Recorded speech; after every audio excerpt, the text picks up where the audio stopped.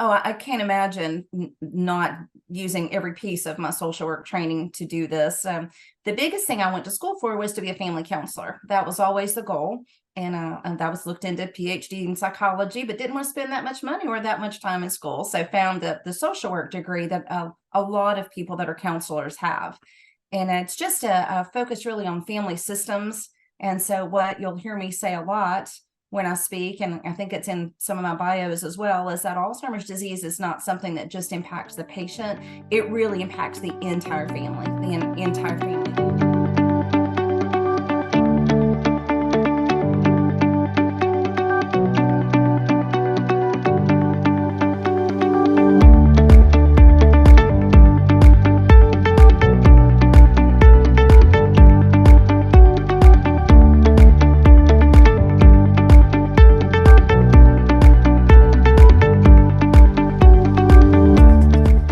This is Matt Helton of OneTrust Home Loans, and this is the Serving Senior Podcast. And today we have one of those people that you love to hear talk, Miss Cheryl Blanchard. Now, she's with Alzheimer's Tennessee. She's the regional director, and she has an awesome heart for serving seniors. She's one of those people that highlight because they make sure seniors have the best retirement possible. And Cheryl also focusing on helping the people around them, because it's not just the senior that's going through challenges, it's their family. And Cheryl talks about how she helps people through those difficult situations. So you're going to be in for a real treat. And before we get started, as you know, OneTrust Home Loans and my team, we put together this podcast because what we do is help seniors get through those difficult situations as well. We work directly with the seniors on senior lending. So some seniors have challenges with cash flow and retirement. Well, we work closely with some federally insured programs that help seniors have more cash flow in retirement, thus gives them more time. They don't have to get jobs in retirement as much. Also gives them more cash flow, and most importantly, gives them more peace of mind. So please reach out to us if we can give you the background on how it could work for a free consultation on giving, if you're a senior or someone you know, more peace of mind and more cash flow in retirement. That's what we do. So without further ado, Miss Cheryl Blanchard. Hey guys, this is Matt Helton with OneTrust Home Loans, as well as the Serving Senior Podcast. And you're in for a real treat today because we have Miss Cheryl Blanchard. She's with Alzheimer's of Tennessee. And I actually said of, and I'm not supposed to. So she's going to, it's Alzheimer's Tennessee. And Miss Cheryl is amazing because she really shines a spotlight on the world of seniors. And also she's one of those people we talk about that's making sure seniors don't just get by or don't just survive, but thrive in their retirement. So Cheryl, thank you so much for being here. And thank you for all you do. Thanks for having me, Matt. Great to be here. You're so welcome. You're so welcome. Well, Cheryl, maybe you could bring us up to speed because a lot of our close friends know all the great things you've done and your background, but not everybody does. So I'd love to hear maybe your journey, how you got into serving seniors, maybe where you're from. Just tell us a little background on who Cheryl is. Absolutely. Well, I'm going to follow in Tim Tuttle, my friend's footsteps, and let you know that I am originally from Georgia. Okay. And he shared his home. So I'm originally from Georgia, but moved to Tennessee in 2000. So on Y2K day, I was moving a family of 4 and pulling U-Haul trailers. So we landed in Tennessee on that day over in Knoxville. And that's where I first got involved with Alzheimer's Tennessee. But my background is I've got a master's degree in social work. So working with seniors is a far cry from where I started, because I started out as a counselor for women and children in abusive situations. So that's my origins. And I worked with infants that were at risk and children at risk. And then I took some time off to raise my family.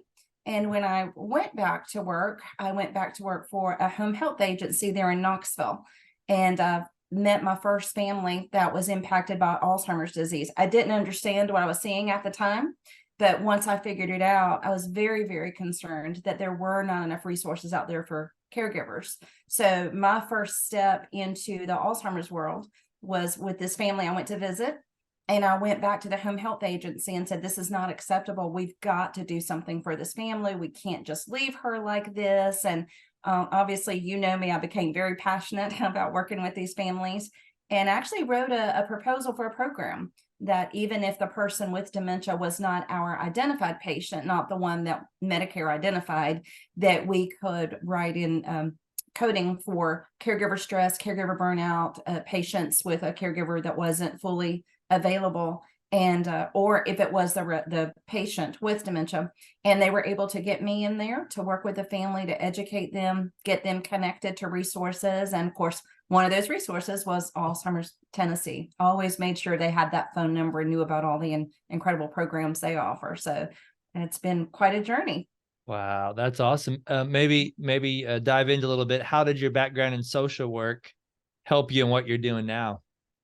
Oh, I can't imagine not using every piece of my social work training to do this. The biggest thing I went to school for was to be a family counselor. That was always the goal. And that was looked into PhD in psychology, but didn't want to spend that much money or that much time in school. So found the social work degree that a lot of people that are counselors have. And it's just a focus really on family systems. And so what you'll hear me say a lot when I speak, and I think it's in some of my bios as well, is that Alzheimer's disease is not something that just impacts the patient. It really impacts the entire family, the entire family unit. And so that really, it takes me back into all the family systems training I had, because that was the focus of that, is that things rarely happen in a vacuum. So because of all that training I had, working with families, understanding dynamics, communication, and all that, I'm really able to pull a lot of that out and use it when I'm working with a family that's dealing with this diagnosis. Wow. That's a lot. Yeah, that's a lot. Well, we see a lot of people that help seniors, but we don't see a lot of people that are as passionate about it and really put their heart into it like you do. So thank you for doing that for everybody. Yeah, that's great. Well, I know, but maybe not everybody knows. Maybe share with us some of your superpowers, some of the things that really help you, maybe some qualities either from when you're younger or as you've been growing up that really help you serve seniors at a high level. Okay.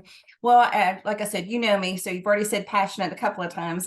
When I care about something, a career, a family member, whatever, it's 100% in.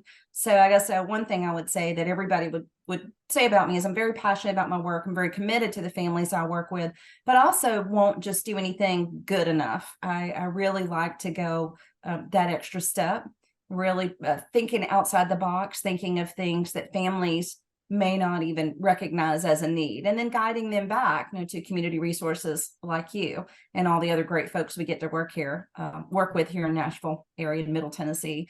I think the family counseling background that I've got is just hands down one of the best skills I bring, because oftentimes families come in and there may be 5 siblings and only one sibling is taking on caregiver responsibilities. So there's a lot of stress, anxiety, sometimes even some anger and feeling dumped on. And I'm able to, it's not doing family counseling. Certainly that's not what we'll say we're doing, but just bringing those skills in to communicate with that family, to help them identifying needs that they haven't thought about yet.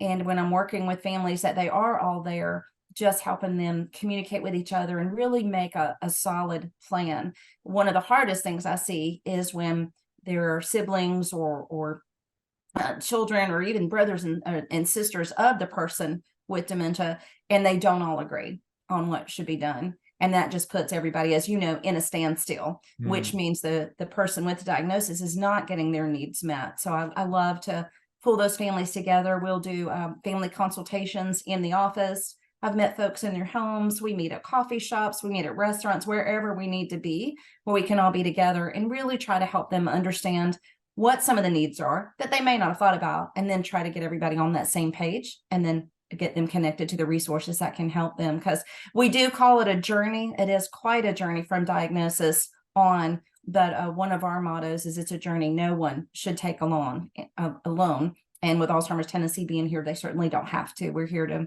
really serve those families as much as we can. Yeah, what a great service. What a great service.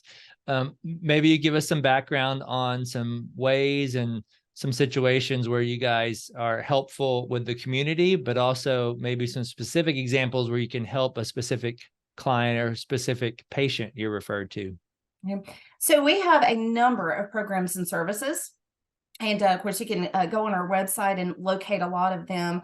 Out in the community, we do things like provide staff training. In fact, the last 2 days, I've been doing staff training in some of our great communities here in Middle Tennessee. We actually walked them through the virtual dementia tour, which is an experience where staff who work in memory care go through a simulation to kind of see what it's like for the residents they're caring for. And hands down, that's one of my favorite things to do, because I've never come away from one of those where the staff isn't saying, oh my gosh, we didn't realize this is amazing. It's really going to change their approach. So in addition to that, we also do staff training for in-home care for communities, assisted living and memory care. We've done training in hospitals. We have training for first responders.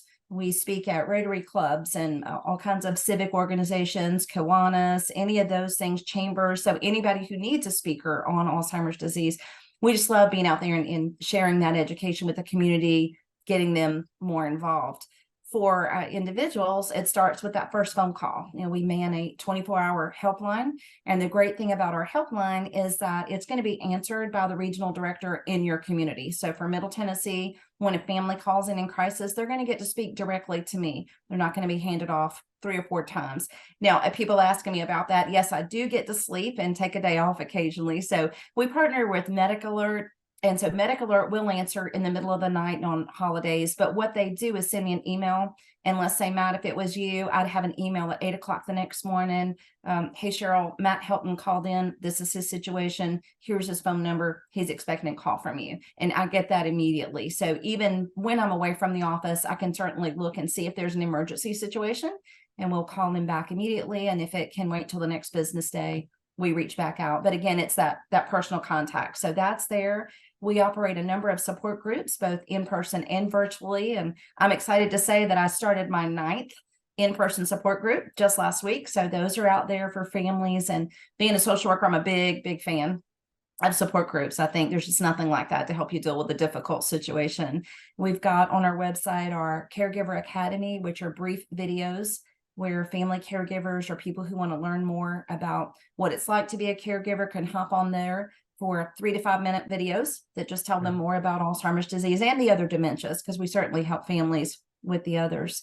The community education that we have a webinar coming up on September 12th about Lewy body, because that's one that a lot of people don't understand. So we said, let's put that out there. Let's get this information out. So that one's coming up. Our caring and coping is coming up October the 19th. That's a workshop for family and professional caregivers. Okay. But we also do services for the folks with a diagnosis. So I'm excited to say that we actually host an online support group for the person who has a diagnosis, so they can come together with others and work through their feelings and learn. Our caregiver, I mentioned the Caregiver Academy, but the Live Well Academy is also an online education site for folks with a diagnosis. And then we have Memory Cafe where they get together. So it really is just well-rounded for services we provide to those in the community, but also for those with a diagnosis and those caring for them. Wow, that's all. Now I'm a little disappointed. I know you're an overachiever. I can't believe you haven't got 10 support groups. You've only got 9 going. I mean, come on. Matt, just to let you know, I'm in talks with 2 other communities. Okay, that's what I'm talking about. 11 support. Coming. That's about 11. That would be about right. Yeah, and we want to try. We try to spread those out. Right now, it's kind of heavy in the Davidson, Williamson County areas, but we're starting a brand new one in Murray County, and we've got some in Rutherford County, and we're looking to just continue to expand that, because the closer it is to you, obviously, the easier it'll get to you. But we also have the 3 statewide Zoom support groups, because we recognize that sometimes a family could really benefit from a support group, but their thing is, I have nowhere to leave my loved one with. How can I go? So we have them on Zoom, and sometimes a loved one will pop in the room, and we just all smile and wave and let the caregiver handle that, and then they come back and join us. So it's a wonderful opportunity for folks who really otherwise would not be able to participate. That's and one for Middle Tennessee, where I lead it. It can be for anybody in the state, but that's Monday night at 6.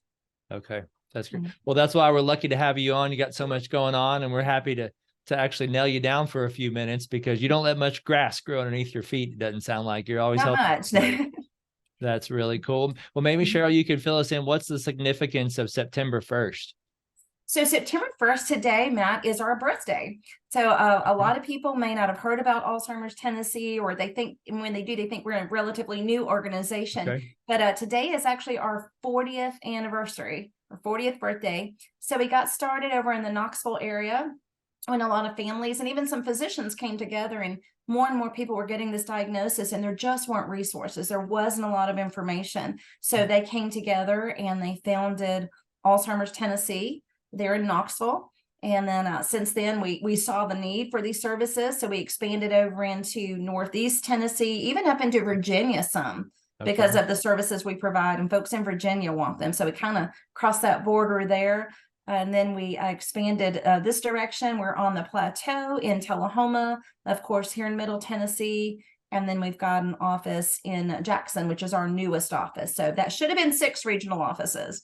But in those 40 years, we've really expanded to cover the entire state. So we truly are Alzheimer's Tennessee, but also just to continue making sure that the communities who need those services have access to them. Okay, that's great. That is great. So 40 years as of today.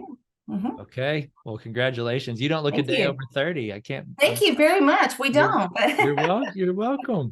Well, maybe you could fill people in, because you're only one person. You do a great job, do a lot of stuff. Maybe some events coming up, or how people could be involved, whether it's this year or in the future. What do you guys do on an ongoing basis? Absolutely. Well, we have the walk coming up, which I know you're aware of, because we've got a great group of volunteers that are going to help me plan that walk. We're excited. I know that the beans were almost filled a couple of weeks ago, but we made a big announcement last week that the Middle Tennessee Walk for 2024 is actually going to be at the park at Harlan-Sale Farm. So we're expecting an amazing event. That is on April 20th. We certainly use volunteers to help set up, help run with the different booths, just make sure that event runs smoothly and everybody has a great time. So I loved having volunteers come out to that walk, and love to see everybody who sees this sign up and come join us. That is our largest fundraiser of the year. Okay.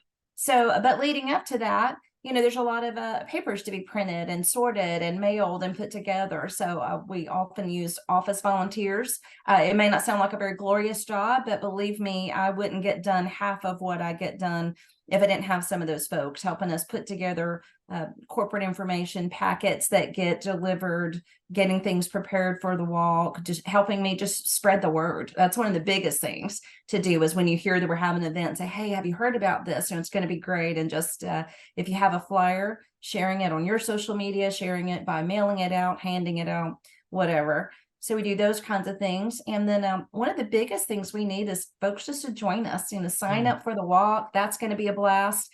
We've got, of course, the 80s concert coming back, which we're excited. It's going to be a double party next year, because we're holding it on May the 4th. And any Star Wars fan that hears that knows that's a May the 4th day. May the 4th.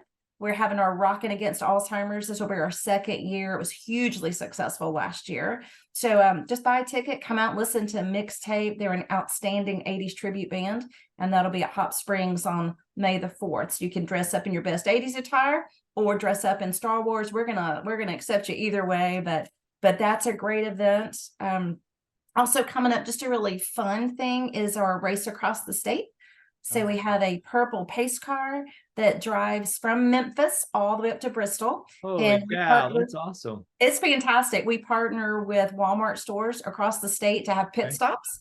So the pit stops I'll be responsible for, and this is on September the 20th, will be in Dixon at the Walmart there from 12 to 3. And then we'll be at the Old Fort Walmart in Murfreesboro from 3 to 6. And at those events, we have live music, we have food trucks, the purple pace car makes an appearance. Here in Murfreesboro, we've got Lightning from MTSU that's going to come out, and you can get your picture taken with Lightning if you want to come to that. Of course, get your picture in front of the purple pace car.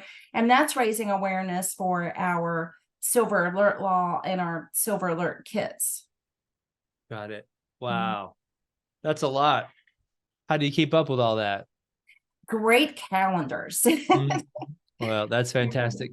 Yeah. Well, Cheryl, maybe you could tell, I know when I give to a cause or involved, I always want to, not just hear in general, but maybe put a face or a situation with the cause, how it equates to real people. So do you have an example of what the organization does with a specific person? Just an example, if you can share, would be great. I have so many examples of that, but my favorite, and it won't be a specific individual, it'll just be kind of a conglomeration. Sure. My favorite thing is when a family comes in looking like deer in the headlights, and they have a lot of misinformation, Right. and they leave a meeting with us, understanding more, being equipped with resources. And, one does pop to mind. I had a lady call me a couple of weeks ago, and she was in tears. She was absolutely devastated, and she was told that her husband had Alzheimer's because someone gave him a 3-question test and diagnosed him with Alzheimer's by asking 3 questions. And then she was told by her friends, who meant well, that you need to get all of your resources out of his name and into your name, because he's going to be in a nursing home and they're going to take everything away from you. So you can imagine being told that. She was devastated. So we talked a lot about what Alzheimer's is, that there is no 3-question test. You might be picking up on some memory issues, but on any given day, Matt, 3 questions, you and I might not do so well. Depends on the questions. But Right. really calmed her down, gave her a lot of education about how to get an accurate diagnosis. She did already have an appointment to have some more thorough testing done, so she had taken care of that one. But I was really able to correct a lot of bad information that was really, really frightening her. And then got her equipped with some folks that you and I both know, got her connected, that are going to fill in the gaps in her knowledge and her information. And we probably talked about 2 hours. And by the time we were over, she went from being scared and being convinced that she was going to put him in a nursing home and lose everything, to understanding that he wasn't even diagnosed yet. I mean, this could be nothing. This could be an infection, or it could be a drug interaction, or all kinds of other things, or many things that can cause the symptoms. And it looks like it's dementia, but it really isn't one of the diseases that causes dementia. So to get off the phone with her and hear her say, I feel so much better. That's it, all day, every day. That's what we do. And then that's what gets me going and gets me excited. Wow. And the other thing is just knowing with the silver alert kits, and I think it'll look blurry if oh no, there you go. Oh, So these, you've probably seen that's those. great. Yeah. So, we put worked with state legislators and lawmakers and local law enforcement to get the silver alert law passed about 3 years ago. And so that law brought together law enforcement agencies. So now they have a standardized practice. So when someone goes missing, they all kind of have a standardized practice working alongside with the TBI. But when law enforcement went out, they said the families don't have everything that we need. They need to have a current photograph. They need to know the year, make, model, and tag number of the car. And they didn't have that.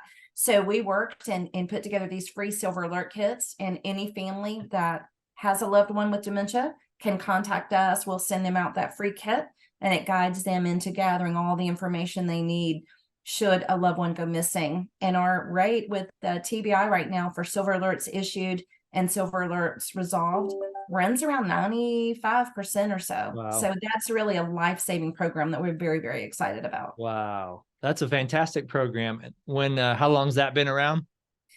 The law, I think, was passed in 2021. Okay. And then May is recognized now across the state as Silver Alert Awareness Month. So we try to hold a lot of events there. And then the kits have been out about a year and a half or so, maybe 2 years.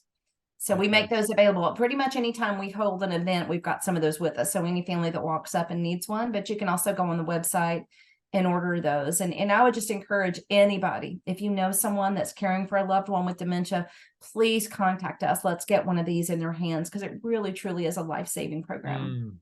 Sounds like it. That's great. Cheryl, anything that I should have asked you, or anything you want to get out there that we haven't talked about? Well, I think one thing that's really important for folks listening here in Middle Tennessee is to understand that Alzheimer's Tennessee is a completely independent nonprofit. So we just serve the state of Tennessee. And I know you do things dealing with people's money, so you'll understand this. When you're spending money, it's really great to know where that money is going. And so all of the programs and services we talked about is what's supported when you attend a walk or sponsor a walk.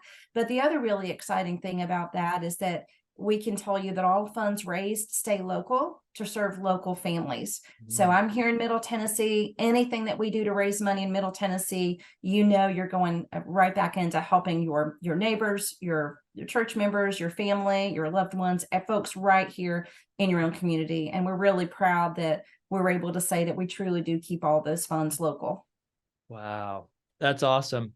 I know, as far as nonprofits, the percentage that goes to the cause is super important. And I know you guys are real focused on the supreme majority of the money going to the cause, which is very admirable.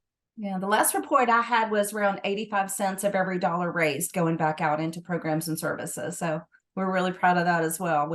That's what we're here for. And we want folks, when they support us or sponsor us, to know that money really is being used for what you intended, which is going out and serving families right here in Middle Tennessee with this diagnosis. Good for you. I know we say that Middle Tennessee, but not everyone knows what that means. Maybe could you share some boundaries or which parts of the state can be considered Middle Tennessee?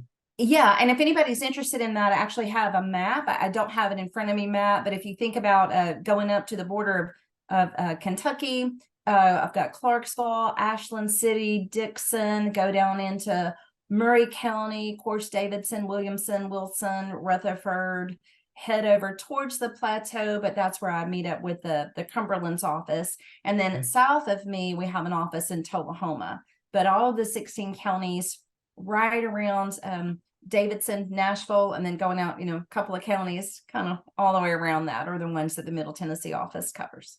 Okay, that's perfect. And then how would people get involved? Where would they find you?